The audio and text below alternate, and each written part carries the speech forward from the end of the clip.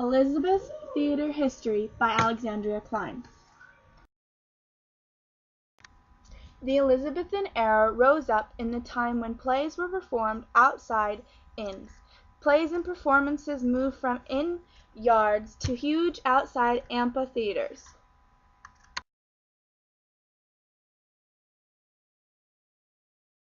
James Bergen was a true Englishman, born in 1531. As he grew older, he made an unusual decision to become an actor. Nevertheless, acting was not good enough for him, so he moved from acting to theater management. In 1576, James obtained a lease and built the theater, the very first Elizabethan theater in England.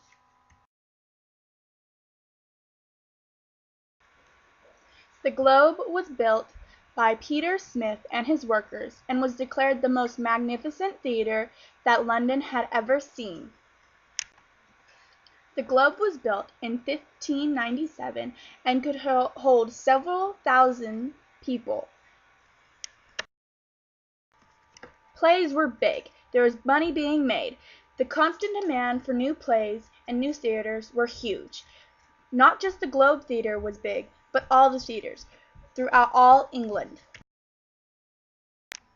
These are just a few pictures of the Globe and a few other theatres in England.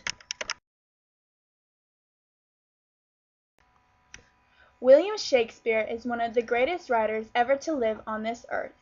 He wrote the marvelous play of Romeo and Juliet and Hamlet, and many others which have become famous throughout the world. However, Shakespeare's plays became so popular that people began to rewrite them and use them as their own. In William Shakespeare's life, copyright did not exist, so no one could stop others from making different versions of his plays.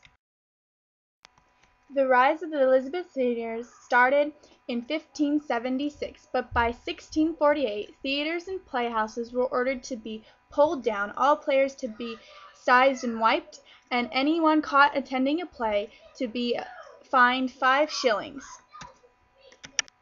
Right after the theatres and playhouses were shut down in 1648, the Civil War finally led to the terrible execution of King Charles I.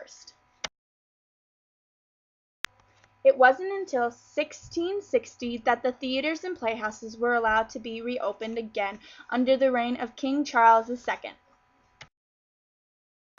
This has been the timeline of Elizabethan theatre history.